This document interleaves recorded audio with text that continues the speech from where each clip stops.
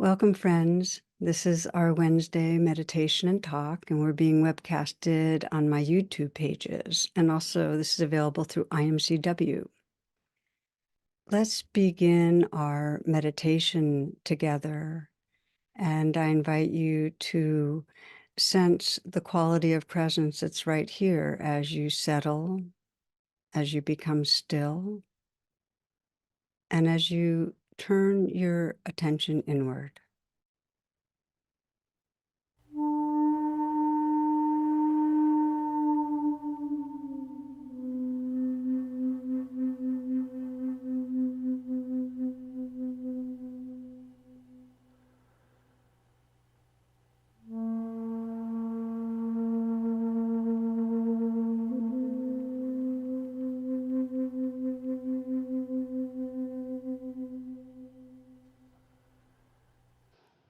Okay, so we're going to be moving into our meditation. And especially if you're new, begin by checking your sitting posture.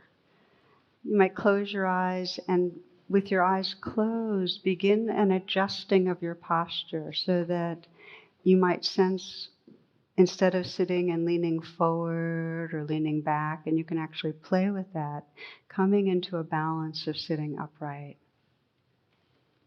sitting tall. For some, it's actually helpful not to lean against the chair, but rather feel that uprightness. As if your tailbone could go deep into the earth with roots, and then your spine rising up like a tree to the heavens, sitting tall. And then notice the possibility of relaxing with that tallness. So you let your shoulders be loose, and your hands soft. And take a nice full breath.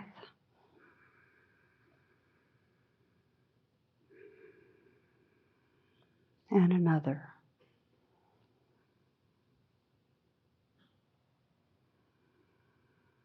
And let your attention come gently to the heart area. Just feel a quality of presence, of being right here. And you might ask yourself what your intention is for practicing right now, for meditating right now. What is it your heart longs for?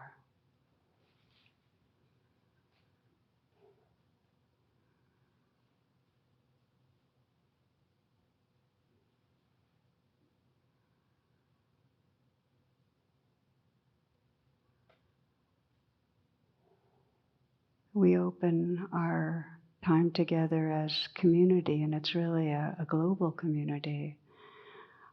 Just to feel that shared heart aspiration for awakening, for freedom. You might bring the palms together as a way of centering at the heart, and we'll chant the simple mantra Om, which is a sound current of connectedness. We'll chant it 3 times.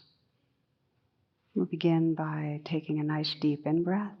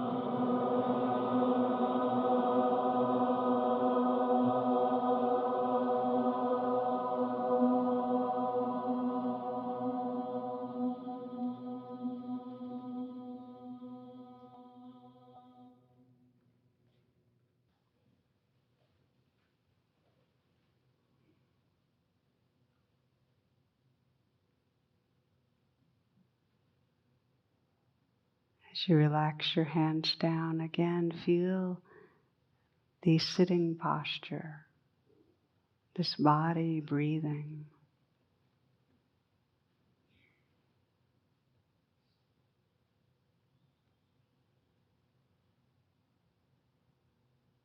and feeling the body from the inside out. We'll just scan down the body, waking up our attention.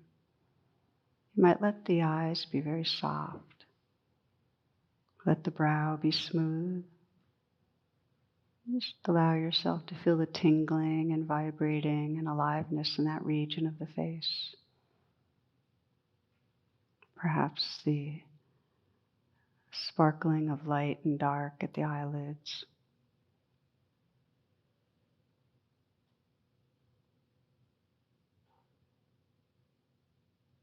You might feel the scalp and the skull, tingling and vibration.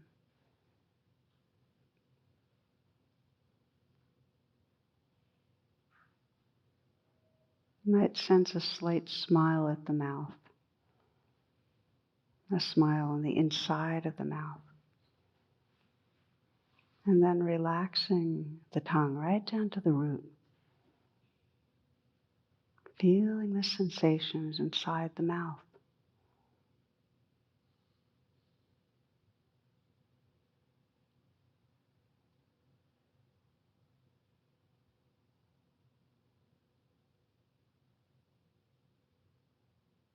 See if you can imagine the throat filling the neck area. And feeling the sensations of the neck from the inside out.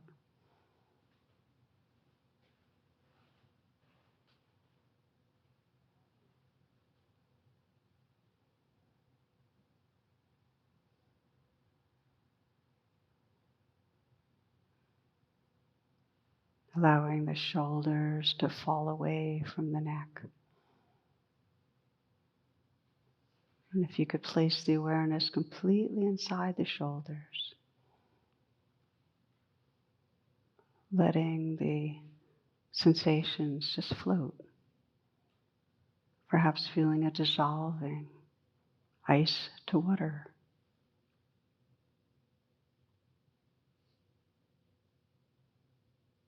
And then water to gas.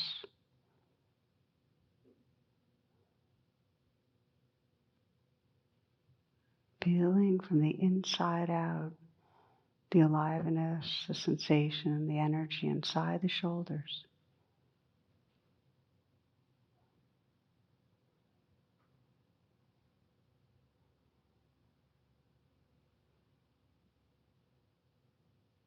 Allowing the hands to rest in an easy and effortless way. And now soften the hands. Soften the hands and feel from the inside out the tingling and vibrating and aliveness that's there.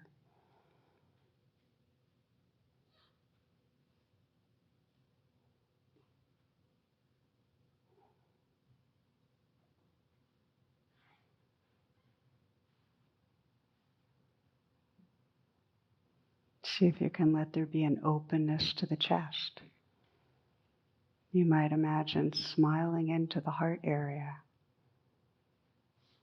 Not to paper over what's there, but to really create the space that allows life to unfold.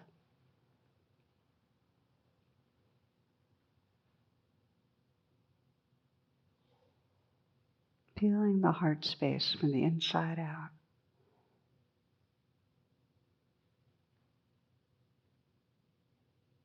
Intimate with the energies that are there.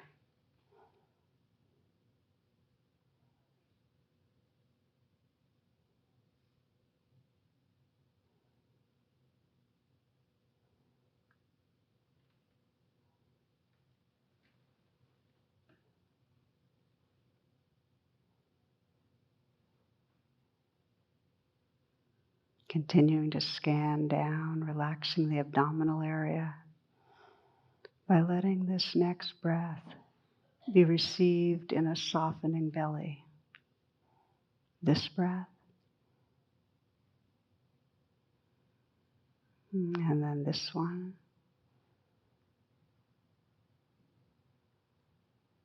and now this one,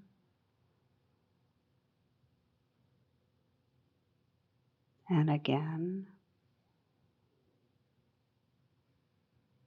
letting the awareness fill the belly. And just notice the aliveness of sensation, feeling from the inside out the life that's here.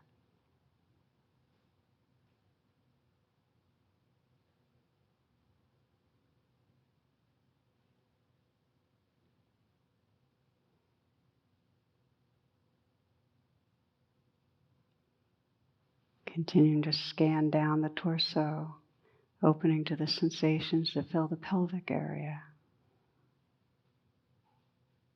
Again, feeling your body from the inside out, the region of the hips, the buttocks, the genitals.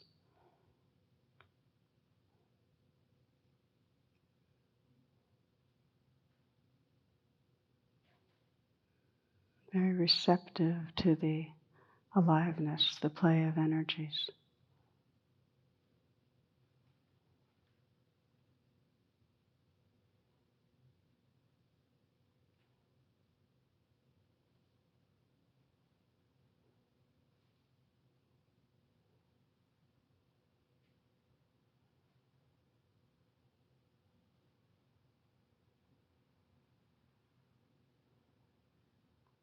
Aware of touch points, places of pressure and warmth where your hands contact your legs or touch each other, where your bottom is on the chair or cushion,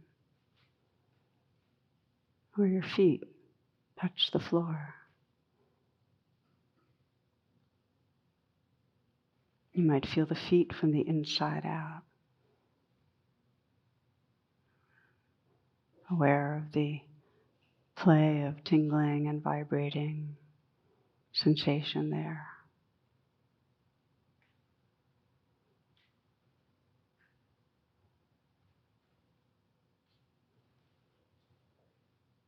And then widening the lens to feel simultaneously this whole energy body, this whole dance of sensation.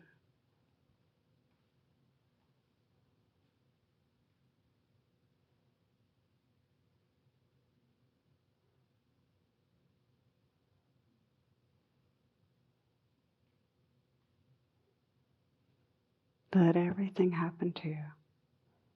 Let everything live through you.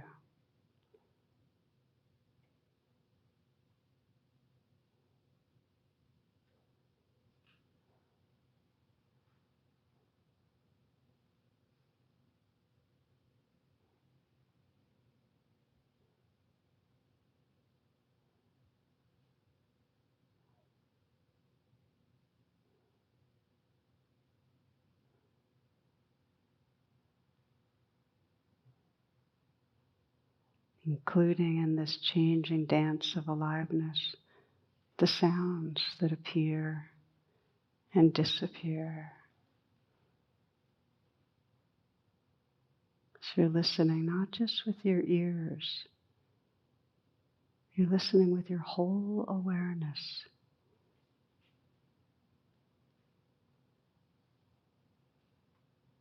Letting sounds wash through like these words that appear and disappear.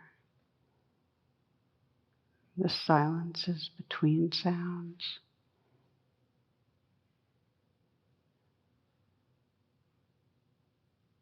Listening to the space in the room.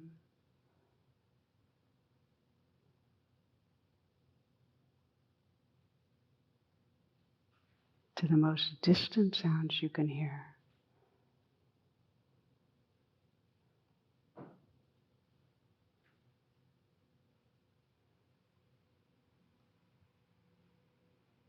And sensing that boundless space that even the most distant sounds appear in and disappear in.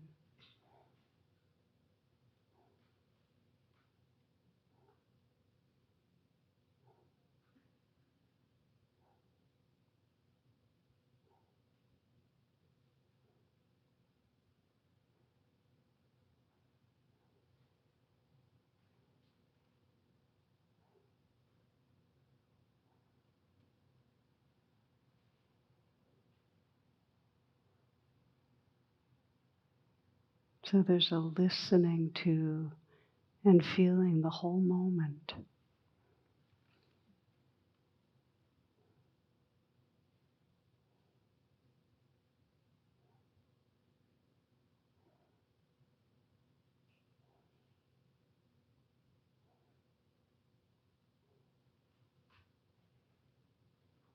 This changing flow of sound and sensation in the foreground.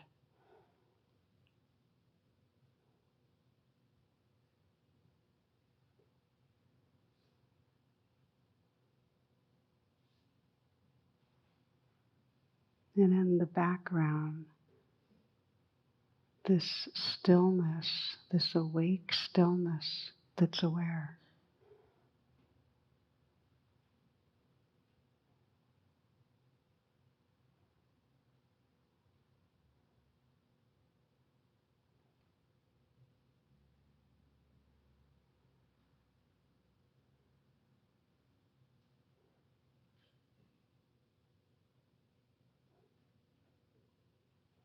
Our practice is simply to relax back again and again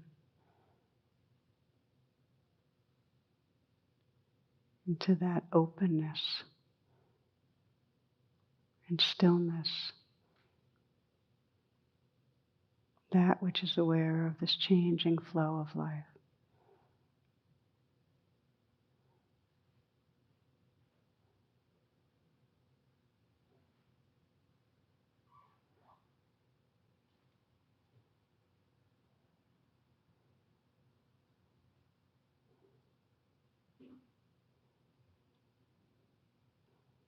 For many, it's helpful to have in the foreground the simple anchor of the breath, the kind of home base. Just feeling the inflow and outflow with a light and clear attention.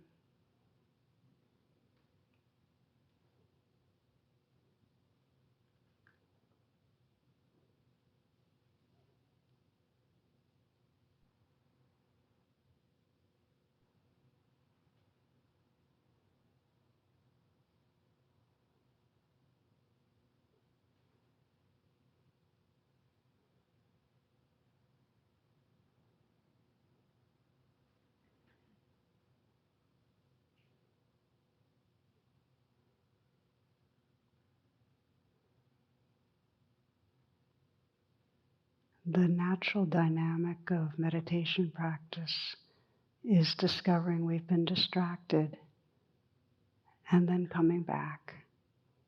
So there's nothing wrong with being distracted. It's truly the conditioning of the mind. But what will really bring alive your practice is the attitude of coming back. So when you notice you've been lost in thought, to just value that moment of noticing. Oh, okay, been in a kind of trance, and relax open. Let it be an invitation to relax open hearing, so you hear the sounds that are here, right here, these sounds.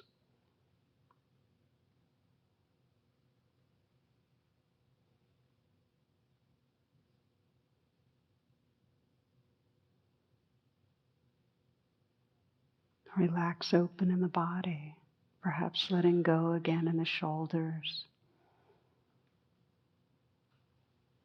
softening the hands, relaxing your heart. So you can gently re-arrive, feeling again that inflow and outflow of the breath. And just know that you're here, right here.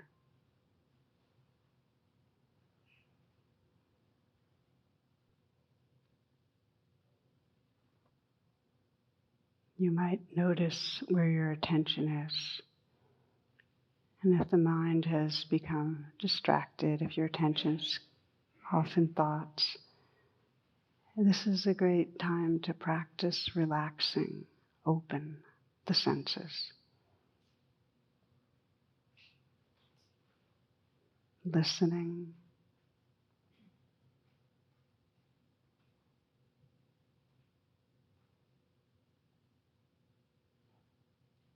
letting go a little in the body.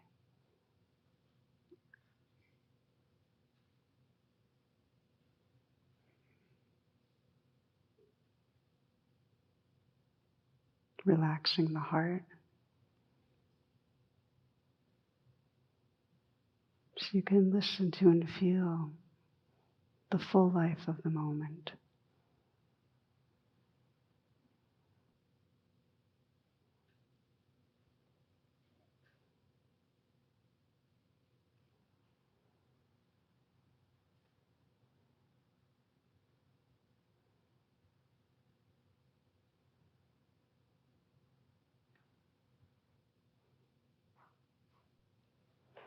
Closing by bringing a gentle attention to the heart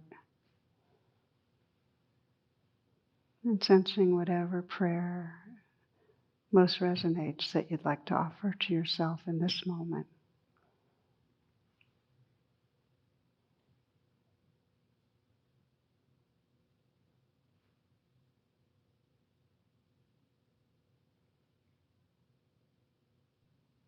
Resting in that heart space that includes all of life. Closing by offering your wish, your prayer to all beings.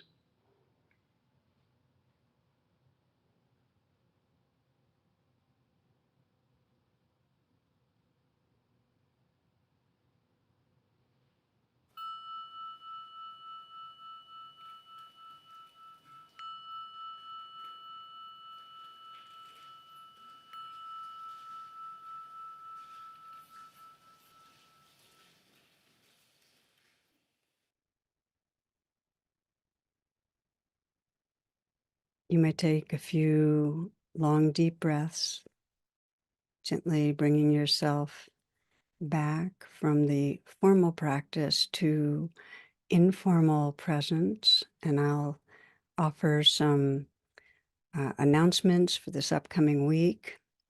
As always, please check my website, tarabrach.com, for all my virtual offerings. And we have a few new programs I want to let you know about. One thing to let you know about is in August, we're going to be having a 10-day compassion challenge. And it's something I really love this. It's a way of, in a short period of time, really training your heart mind to wake up around compassion towards yourself and towards others. So if this is something you want to be part of, you can check my homepage. We'll be opening registration on July 1, so make sure that you're receiving my newsletter and so on so that you can register for it. Also to remind you that we are enrolling now for our teacher training program. So if you have some calling to share mindfulness and compassion with others, whether it's informally or formally, also to deepen your own practice, because there's nothing like learning how to teach to deepen yourself, your own experience on the spiritual path. This is a training that will be occurring in 2025. The registration is now. And Sounds True, which is our partner in offering this, is offering an early application discount. And so you might go to my homepage for more information on that. Okay, please check imcw.org for live stream offerings from our local teachers, and the shared experience sanghas this coming week are women, seniors, living mindfully with illness, vegans, Black, Indigenous, and people of color. Each week after the talk, there's a mindful dialogue, so you can join with different members of this listening community and get to know each other and share your experience from the talk. The call-in information is tarabrach.com/class. Each week, I also remind you about dana, which is the Pali word for generosity, and we offer the talks and the meditations freely. And what you give makes a big difference. So I just want to thank you in advance for that. And you can find the links in the description. Okay. And so now for this week's talk.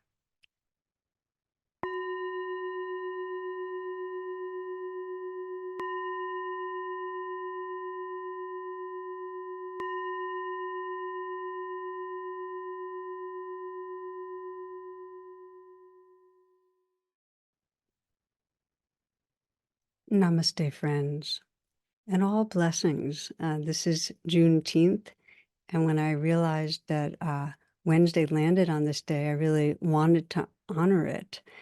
And I remembered a talk that I gave, probably it's 9 years ago. And I looked back at it, and it felt so relevant and so alive for today that I wanted to share it with you. It's a talk on beloved community. And I just think there's something, each of our hearts really longs for beloved community. I love the language of it, where each being is truly treated with respect, with care. It's a true expression of freedom as a society, this beloved community.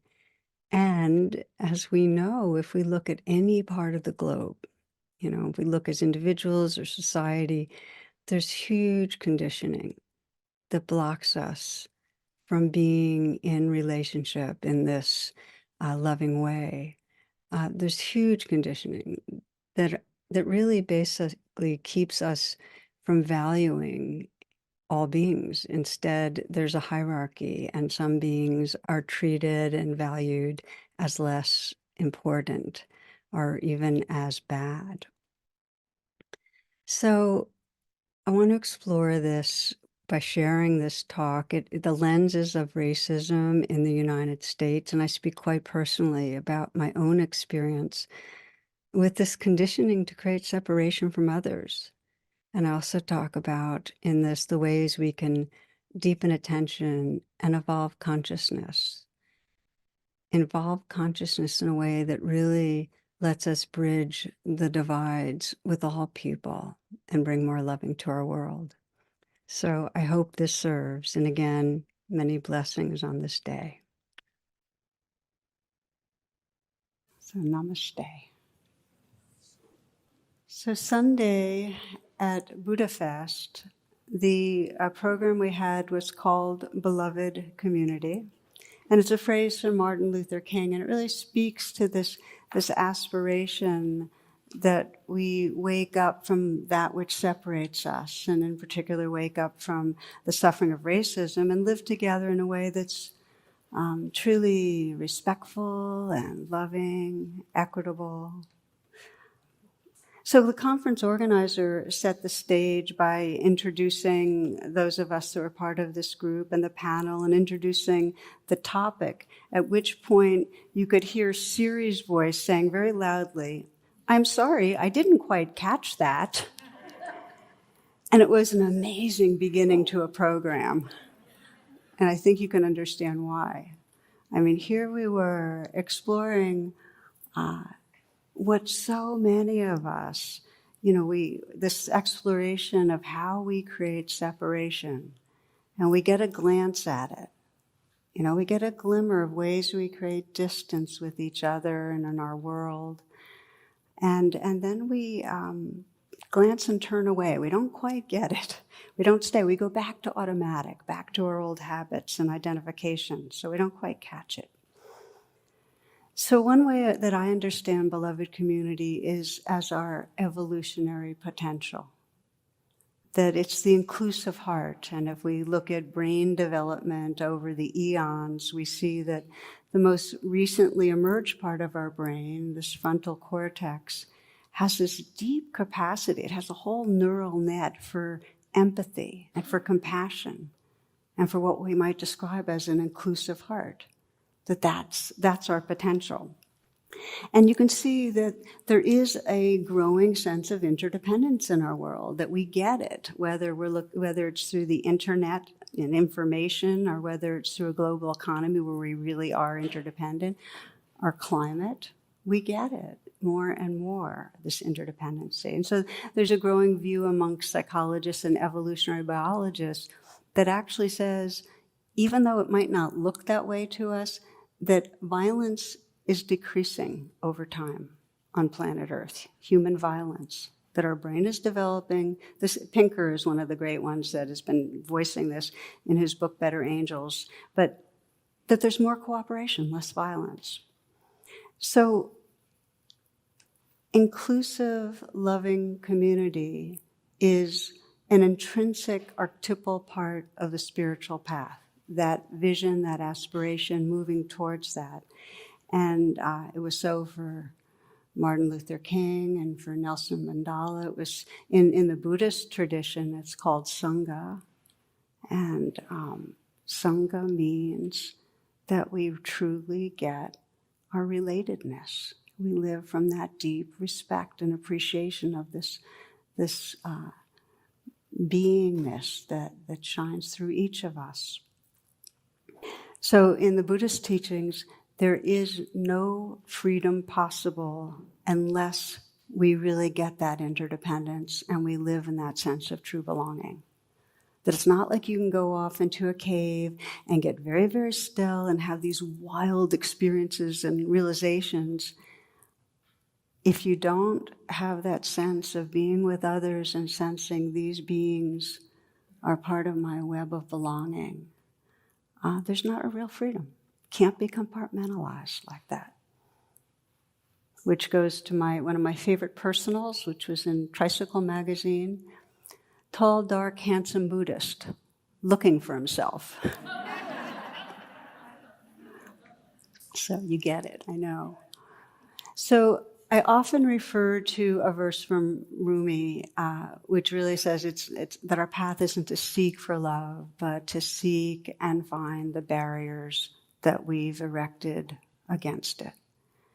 And it's really a very deep theme in spiritual life that the loving and the awareness is already here, but we have conditioning that's both individual conditioning and our collective conditioning that stops us from inhabiting it. So that's what we're going to look at together. What is that conditioning? And we're going to look at it, again, not just individually, but what is it in our collective psyches that stops us from really feeling beloved community? And I'd like to in this class, shine a particular lens on the separation we create through racism. It's, for me, this inquiry with you is deeply personal and alive and immediate. It's not something like, oh yeah, I looked at that and worked through that one. It's very, very alive for me. And I'm very aware of the depth of the challenge, how much reactivity and different views come up.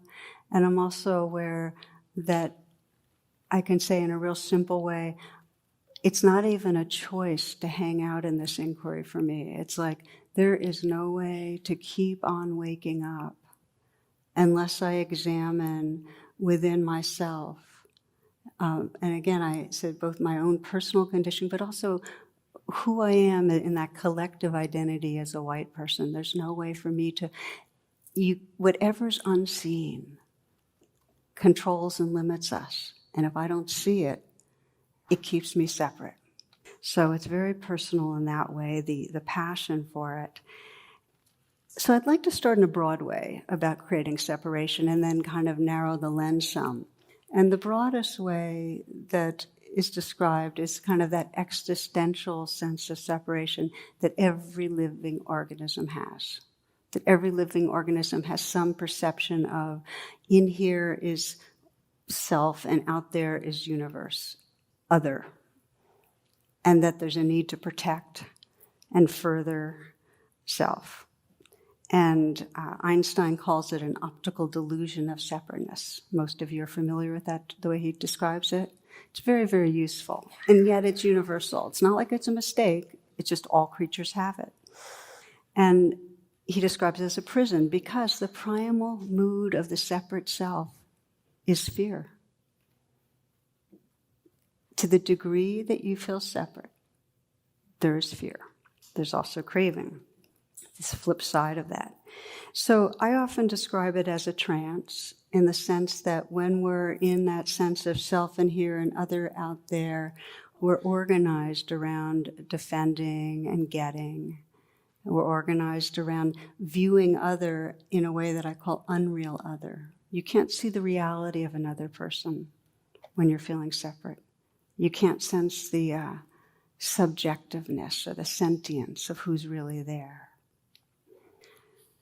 So what happens is when another is unreal, and this happens, the more stressed we are, the more others are just like two-dimensional figures out there.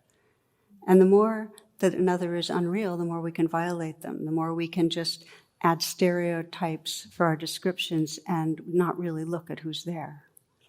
And my favorite current example of that is this little story of a guy who's sitting at home and he hears a knock at the door and he opens the door and sees a snail on the porch. So he picks up the snail and he throws the snail as far as he possibly can. And then 3 years later, there's another knock at the door. And it's the same snail. And the snail says, "What the hell was that all about?"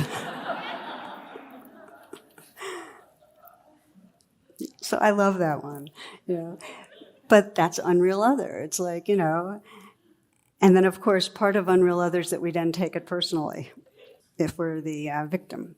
So we're talking about the existential grounds right now, that we all have this sense of self and other, and we make others unreal. And then in an evolutionary way, up until 10,000 years ago, humans ran around in these small bands. I think it's 8 to 15 people, and hunter-gatherer time. And it was life or death to recognize who's in your in-group and who's in the out-group. So that was and we lived in these little bands that were surviving by having in-group and out-group for 10,000 times as long as we have been in more current forms of community, okay? Deep, deep impression on our psyches. There's an in-group and there's an out-group. And we are trained like this to look for differences. And we look for differences, obviously, in appearance. And then over time, we've, looked for differences in terms of different views that people have. I mean, it's a really big one. Most of you are familiar with the feeling of when someone doesn't agree with you, they become a very bad, unreal other. I mean, we really, really feel offended when people don't agree with us. Which brings me to my next example of a little girl asking her mother how the human race appeared, and the mother's response was, well, God made Adam and Eve, and they had children, and so all mankind was made. 2 days later, the little girl asked her father the same question. His response was, many years ago, there were monkeys from which the human race evolved. So she's a little confused, and she goes back to her mother and says, Mom, you said the human race was created by God, and Dad said they were developed by monkeys. What's the deal? And the mother answered, well, it's very simple, dear. I told you about my side of the family, and he told you about his.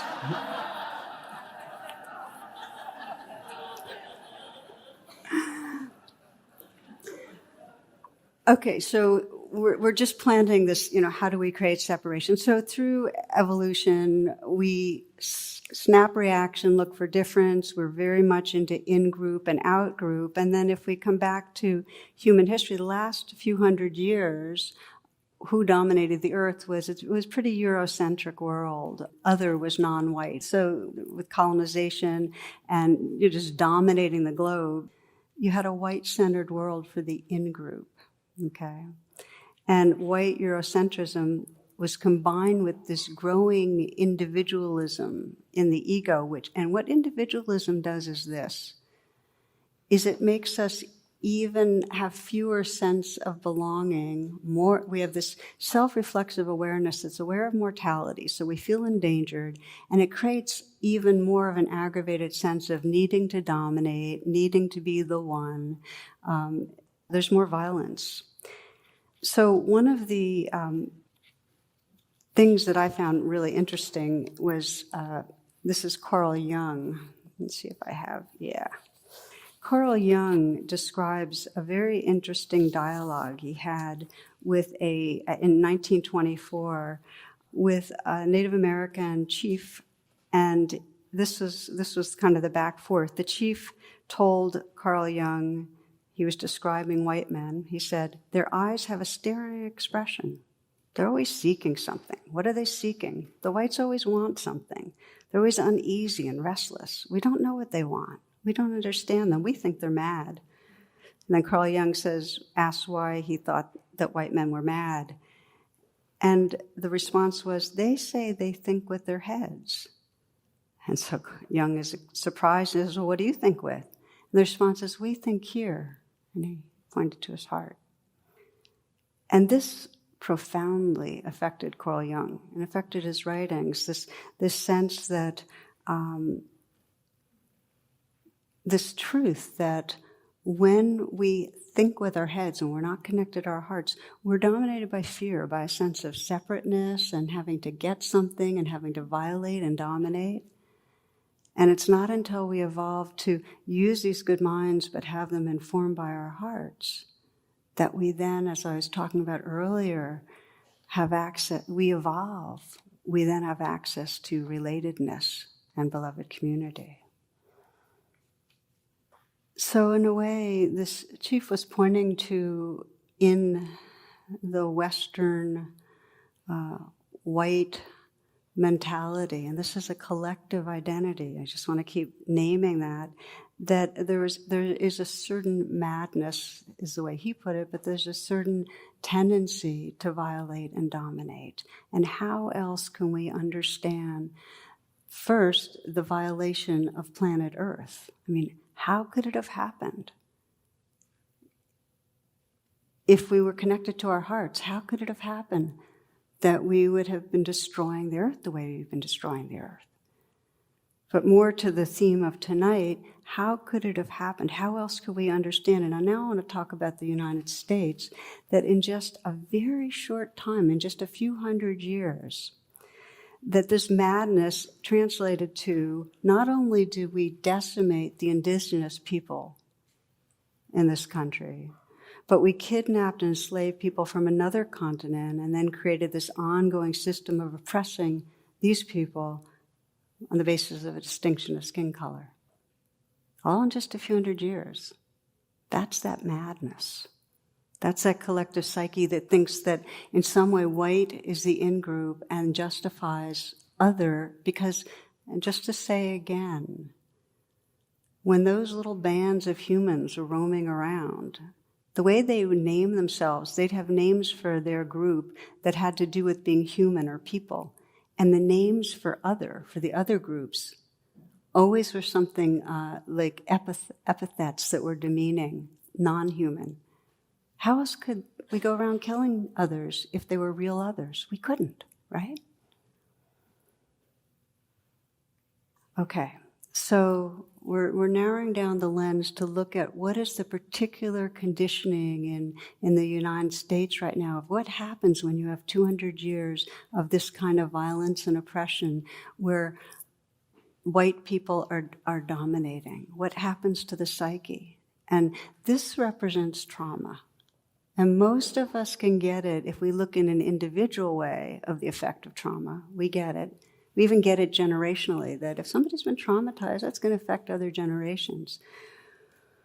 Well, if we look at it in terms of what happens, the experience of being perpetrators and the experience of being dominated or oppressed continues over the generations, and it affects everybody involved.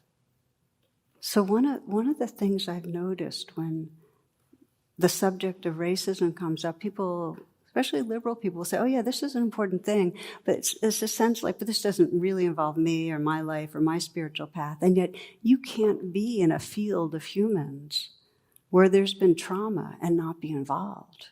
We're all involved. So slavery in its formal expression doesn't exist, but there's new versions now, and there have been new versions over time. So we can, the language is, it's been institutionalized, and we can see it in education and the access to resources. Education, not so good. We can see it for the white identity is just assuming access to jobs, not so for African Americans. There's twice as many blacks as whites that are unemployed. Twice as many. And then we can see in terms of mass incarceration what's happening. So Oscar Wilde said it best. He said, "The past is not dead. It is not even past." And that's one of the things I keep hearing. It's like, well, that was then, but it's not then. It's now. Not only does the legacy of slavery go on in terms of how much currently do different humans on the basis of skin color have access to the resources of our culture, but it goes on in our psyches, in our very deep sense of identity. So what that means is, if you're the one that doesn't have access, there's a sense of inferior, disempowered, threatened. Well, what happens if you're the one that has access? Now, here's what's interesting. The identity gets more unconscious. And the identity is a kind of unconscious sense of privilege and of superiority and of deserving and of taking what's due. And so it's very interesting with whiteness is that you might be in a group of people and describe one person and say, oh yeah, that's an African American, or that's an Asian person.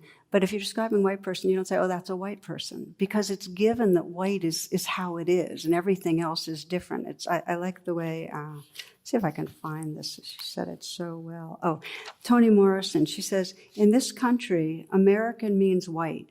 Everybody else has to hyphenate. Isn't that true? This is another quote from you on how white, we're so used to white being, and I'm speaking again, as you know, from the view of a white person. So these are the messages that we get in this country that we don't always notice. Living in a white dominant context, we get these constant messages. For example, these are, again, whites. Our centrality in history textbooks, our centrality in media and advertising, our teachers, role models, heroes, heroines, everyday discourse on good neighborhoods and schools and who's in them, popular TV shows centered around friendship circles that are all white, religious iconography that depicts God, Adam and Eve, and other key figures as white. What happens? If you're white, you don't really notice it. But you do if you're not white. So I'm going to make it a little more personal now and say that, especially in the last 8 years, I feel like I've been on a very humbling and very amazing spiritual journey around kind of peeling the onion on all this and getting, again, not just my own conditioning and lens, but really kind of as a white person conditioning. And I often think of it as, and I often speak of, that we have spacesuit selves, that each of us has a spacesuit self. And what I mean by that is this. We all come into a world that's challenging. And most of us have, a difficulty feeling really loved or really seen, to some degree or other. So what we do is we develop strategies to get what we need and to protect ourselves, to prove ourselves, to cover ourselves. That's the spacesuit. The spacesuit is all the beliefs and behaviors and so on that we use to make it through a difficult environment. Okay? Now here's what happens is that, and some people call them just defenses and egoic strategies. That's kind of, this is basic psychology. Now what happens is, the more fear and unmet needs, the more we get identified with our spacesuit. We get identified with our spacesuit, and we forget who's looking through. We forget the awareness and the heart that's there. We get identified. Our spacesuit separates us. Now, not only does this happen in an individual way, like, oh, in my family, I was neglected, and somebody else might say, oh, in my family, it was just a whole lot of criticism or whatever. We have our individual shapes of our spacesuit, the way we then try to work with that.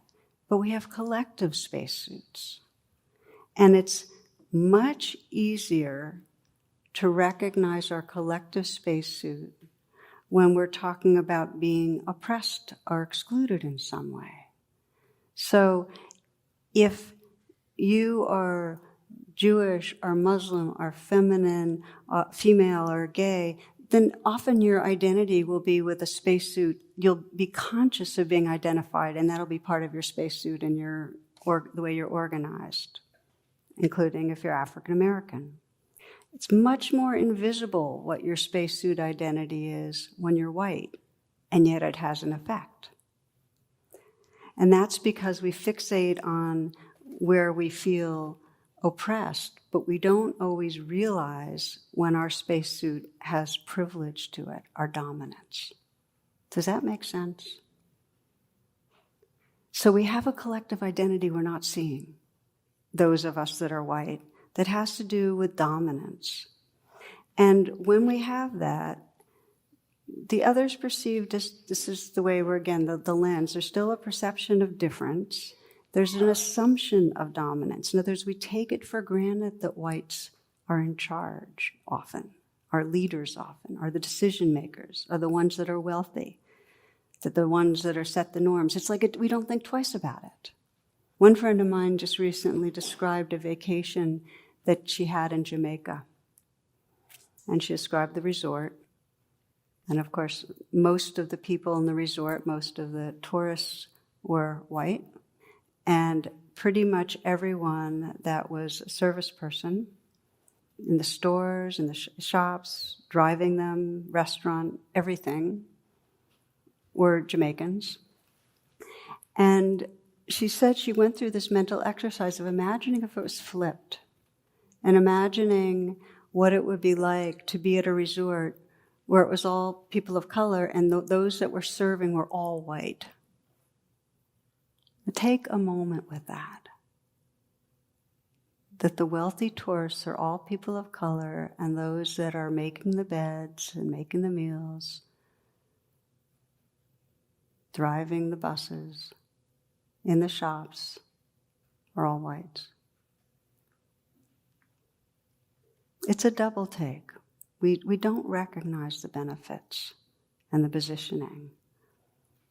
After starting to watch my own, assumptions for a while, I was with my husband, and we were. It was in the summer, and we were doing a swim, and we were trying to get to this island, and it was the first swim of the season. I hadn't been swimming, and I was a little nervous about how well my body would do, and I was amazed that I got in that water, and I got into this rhythm, and I felt strong, and I was moving, and I felt athletic and balanced and good. Got to the island, took a little rest, enough of a rest to really have strength. Came back, and oh my God, I was like winded and off balance and so on. I realized I had been going with the current out to the island, but I didn't know it.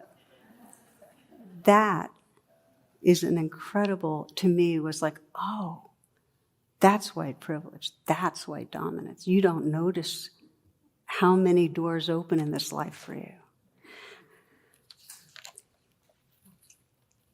So part of it, a deep part of it, in terms of the current, is the feeling of fitting in, the feeling of being part of the culture that's on top. And it isn't just in society out there, it plays out in spiritual communities every bit as much. And I wanted to share with you, this is a blog post that a man that had come to this class, this about 4 years ago, wrote after his first time in this class. So that's what I want to share with you.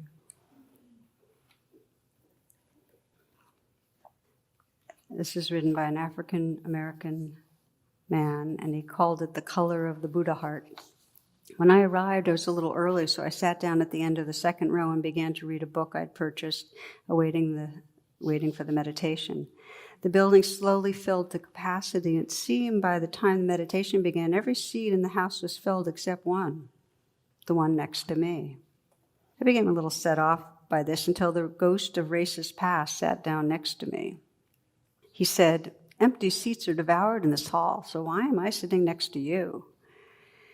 His rap filled my mind with anger and frustration. I ignored him, tried to focus on the meditation, but I couldn't. He said, "Why am I the only person to sit next to you? Do they think you'd rob them?" he asked.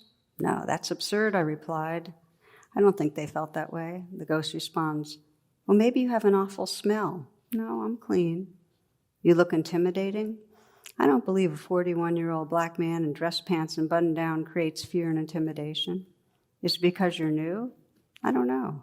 This situation bothered me for the rest of the evening to the point I didn't and couldn't follow the rest of the Dharma talk. And I remember the teacher announcing that volunteers were needed with the tea and snack table. It was my intention to help out, but I thought to myself, they don't want a black man to help. So right after the service was over, the ghost of racist past escorted me out. So that was here. That was about 4 years ago. The unusual and kind of beautiful end of the story is that he and I became friends, and he's now serving on IMCW's board. So he didn't go away. But that's not what would usually happen. And I can understand why it wouldn't happen. It's painful to know that for all our best intentions, we're missing an awareness of what it really means to carry a certain identity and how to be really sensitive to the impact of that. So I want to spend the rest of our time with the inquiry of, okay, so what heals us? What helps to awaken us to that space of beloved community? Because I've been watching how the Dharma, the teachings, the ways of paying attention will do it. They will do it. The more we pay attention, the more we're going to really want to feel what is creating separation, and we'll start examining. But it needs to then at some point become very intentional. So we're examining it because we really want to learn and understand. So we're examining because we really want to get the landscape of what actually has happened in this country and what's actually shaping my identity. What is it that I'm not seeing? That's been my biggest question. What is it I'm not seeing? So as a collective, we're beginning to wake up. This last year was extraordinarily painful in its wake-up potential, as many of you know, that in a sense, whites are forced to bear witness to what happens in a daily way to African Americans, but seems to be a rare occasion because of the way that it's presented in the media, with Michael Brown, with Freddie Gray, with the others that were highlighted. And the hope is that the disturbance and the pain and the horror of that can lead to the beginning of reparative response.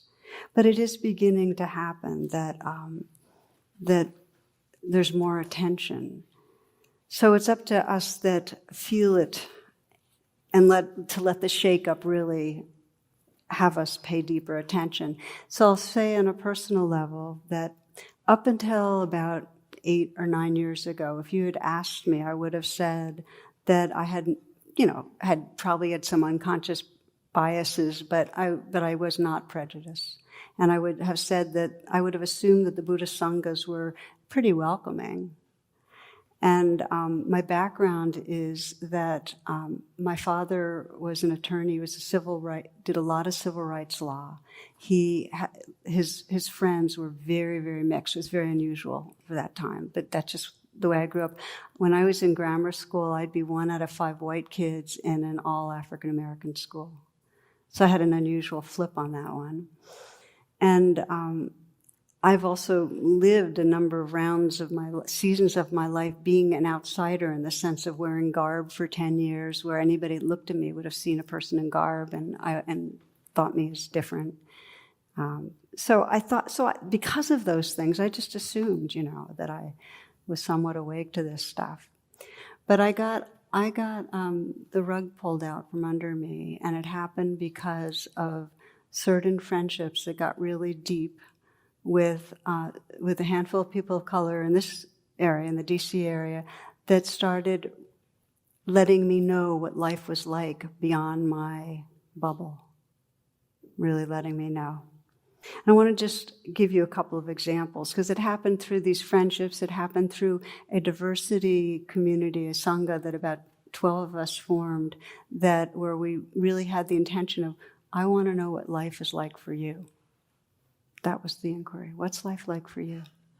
And how does the way I am impact that life? How do my unconscious beliefs and actions impact you? So I want to give you just a couple of examples of my wake-ups. One of them was one friend in this sangha, this diversity community, African-American woman, describes driving around with her father when she was growing up, and how periodically he'd be pulled over by the police for nothing, just because he was a black man, because that's what happened. And she described how painful it was to see his humiliation at her watching it happen. And it hit me what that was like, that his dignity was taken away, he felt in her eyes, and the profound impact of that. And because my white spacesuit self, out of my collective white identity, expects respectful treatment. If that happened to my father, that would shake my world as a young person. Does that make sense? That got to me. It was some like kind of a simple example that went, oh. Another one, again, happened in this room, where a friend of mine from that diversity community came to the class here. We were talking about, I was talking about being able to mirror, when we're bringing up our children, be able to mirror their goodness and give them a sense of confidence in themselves, and the unlimited capacity that they have to really make it and be all they can be in the world, that kind of a talk. And she came back and raised her hand and said, and this is a good one, she said, well, I'll tell you, I want to give my son fear. I want him to be afraid, because I am scared to death every time he leaves the house that he's going to get either arrested or killed. Because, as many of you know, 1 out of 3 African-American males spends time in jail in their lifetime. Well, she had a right to be afraid. And she didn't want her son being, cocky or oblivious or whatever, because she'd rather him scared but alive. And again, that started making this dent in terms of my, white spacesuit that basically assumed that doors would open for my son, that he'd go into the world and have opportunities, and if he was there and trusted who he was, he'd take advantage of those opportunities. That was just an assumption. That's white privilege. So what I'm really getting at is what's come up in these last years is that becoming aware of my spacesuit self and the collective white spacesuit. It's not just a useful thing. It's become a central part of spiritual awakening. I can't be whole without including those I've excluded in my heart. And my friends, I have one friend that right after Michael Brown was killed, the Buddhist voices were quiet after Ferguson. All the other religions, even if it was just pro forma, at least they said something, but the Buddhists were really quiet. And I want to read you something she wrote. It's an African-American friend who's a teacher also. She says, while I wish there wasn't so much silence, fear, and indifference among white Sangha siblings on the issue of race and racism, this is not an indictment. I want you to know that as a black woman in this community, that I am dealing with frightened boys and angry men in my family. I want you to know that what you see on the news could well be my grandson or son in our communities. I want you to know that your collective hearts and wisdom are missed in this struggle, which belongs to all of us. And I want you to know that this walk is difficult and perhaps endless, and that writing to you is not easy, but rather heart-wrenching. So she was writing to that collective white identity that was kind of asleep a bit. When we don't pay attention, others are still unreal others. We have to get close in to feel this isn't just something out there going on in the world. This is something in here that wants attention. I remember after Ferguson, because something in me said, I just want to be like, I really want to get it. I went into Washington when there was the vigil of grieving mothers. Was anybody here go to that? This is a group of about 15 grieving mothers. Yeah. These are women whose sons had been killed by the police from all over the country. They got together and they were telling their stories. And, one of them told how, her son got shot the day before her birthday. He had been planning her party. And another was described that when, after her son was shot, he said to the police, I wasn't doing anything wrong. Why did you shoot me? Another one was about to get married. Another one was shot about yards from a hospital, but the police refused to take him to the emergency room. These are mothers telling their stories that broke my heart and would break any heart of anybody here who would get close enough. And we have to let our hearts be broken. Otherwise, we're going to stay in a very insulated identity, because you can live for decades and not get exposed and then not care enough to be part of the healing. We have to pay attention. We have to pay attention. From a Genocide Memorial Center, Rwanda, there's a quote that really struck me on a plaque. And this is what was written: if you knew me and you really knew yourself, you would not have killed me.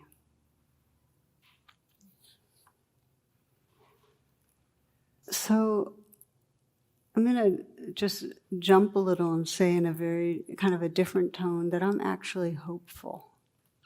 I'm hopeful. It's like part of me wants to cry and part of me wants to say to you, I'm hopeful right now. I'm hopeful about beloved community.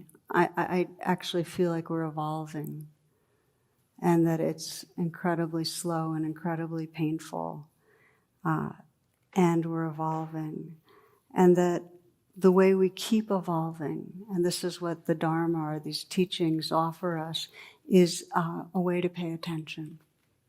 And that means that the more we get touched, the more we want to really get it. And for those that are listening and are from this country, United States, there's a very particular history we have. This legacy of slavery is very particular, and the ways that being in a place of privilege and dominance, that we're blind to it, is very particular. It takes effort to get to know what happened and to get to know our part in it. It's not about making anybody wrong. In fact, one of the things I love most about, there's some very beautiful movements that have been emerging, especially among the Black frontline communities, and one of the main teachings in them, Black Lives Matters, one of the main teachings is love. It's basically, we got to love ourselves and each other through this. It's really true. If we're going to have the courage and honesty to look at where we're blind or where we've been holding on to dominance and not even knowing it, and enjoying our privilege or whatever it is, we have to be able to see that and be incredibly forgiving, because it's not a personal bad personhood thing. It's just a collective conditioning. It's not our faults. And yet, we can be responsible. We can respond. So we have to learn about the particulars, the realness of what's emerged. And we need to engage with others. In Washington, D.C., we have affinity communities. We have people of color groups where it's safe enough to really begin to process. I'm part of a year-long white awareness group. We need to be in situations that are safe enough to speak what's true and examine the identities that have collected. And we need to be similarly with each other in mixed situations, mixed racial situations, as we get a little more mature and able to speak from wisdom and be able to name where the hurts are, be able to name our sorrows, be able to name our fears, not to be afraid of anger. So easily in Buddhist communities, anger is described as bad. And so there's no room for anger when anger is part of the weather systems that are moving through. We've got to make room for them. And there's wise ways to do that. So we need to be with each other, engage with each other, and we need to be in solidarity, in helpfulness, aligning ourselves with those that have been suffering from white dominance. We need to get on their team. And it's not so that we're helping out the other, it's because it frees us. It frees us all. Maybe I'll close by saying that then I'd like to do a brief meditation with you that I think will help us in a little bit of our processing. Last month, I went to a retreat. I was part of a teaching team that was a historic retreat in the Buddhist community because we had a very mixed race teaching team. And on opening night, I looked out at the group of people that had gathered, and 45% of the people in the group were people of color. And I started crying when I just to have the realness of it, because everything in me went, this is the community I want to belong to. This richness of being in our togetherness, not to be in little bubbles, to be in our togetherness with this shared intention to wake up. So Einstein, I mentioned, writes this optical delusion of consciousness that keeps us separate, and he ends that quote by saying, our task must be to free ourselves from the prison by widening our circle of compassion to embrace all living creatures and the whole of nature in its beauty. Beloved community. So let's practice together a bit. Let's just take a few moments to give ourselves that gift of deepening attention.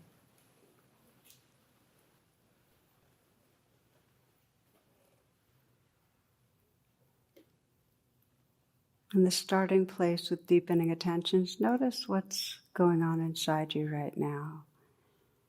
And see if it's possible to just recognizing whatever you're feeling right now and allowing it to be as it is. Just allow it to be as it is.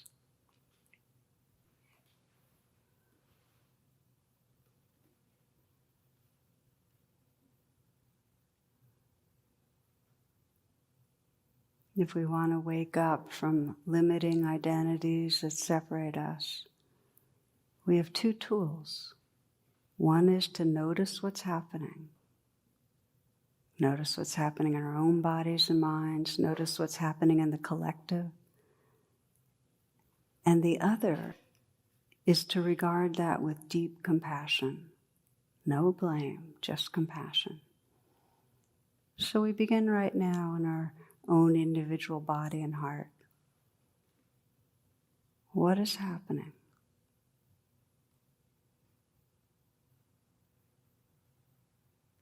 What's the feeling tone in the body, the heart?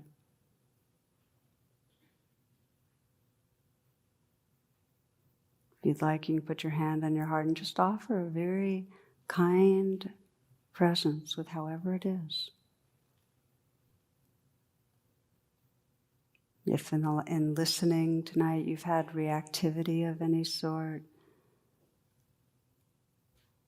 feelings of anger or hurt or confusion or overwhelm, aversion, just to agree to let those weather systems move through. It's okay. It's part of it.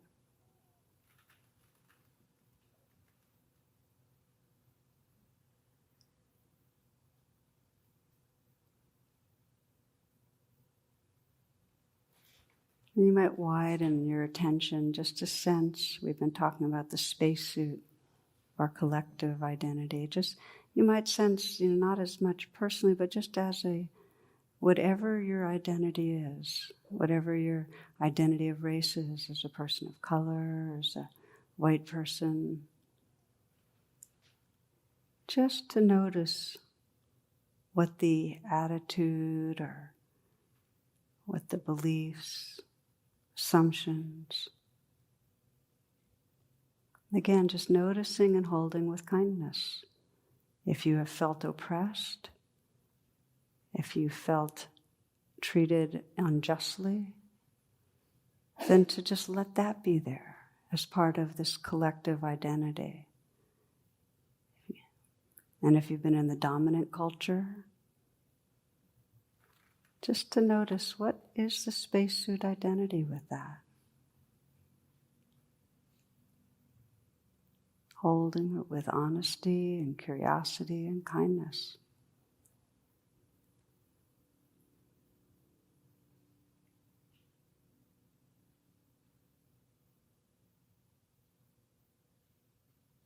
You might notice if there have been assumptions of superiority or inferiority in terms of color skin.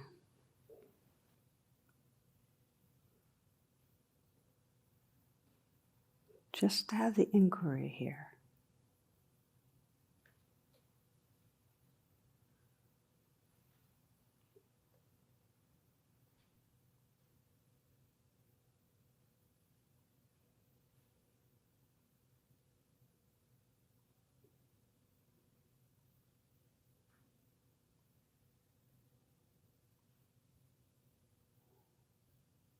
You might bring to mind one particular place with a person of difference, where you feel separation and where you're aware of it.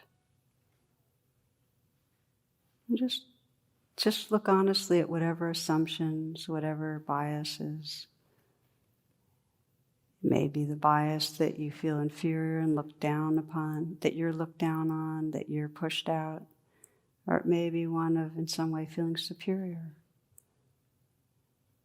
in charge.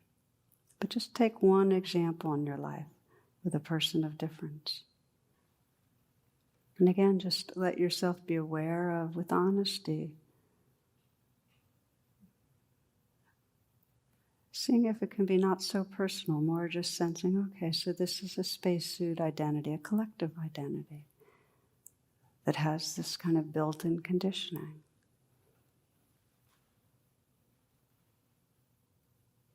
Honest and accepting.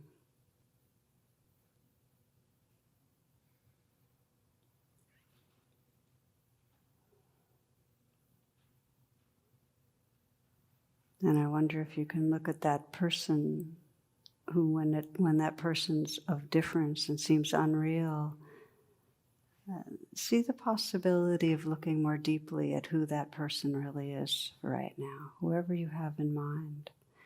Whether it's a person that's dominant or a person that's been oppressing or a person who you're feeling superior to. Just look more closely. And see if you can see into that person's humanity and goodness.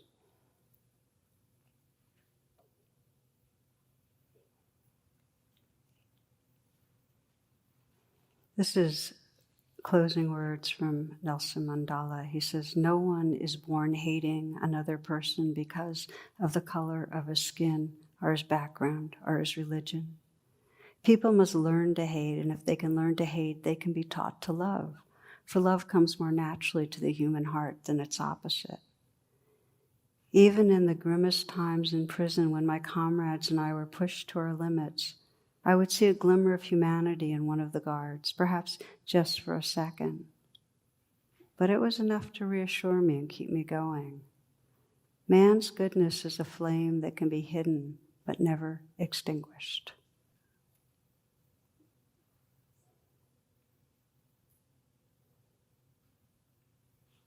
As we close, may we feel that longing of our hearts for beloved community.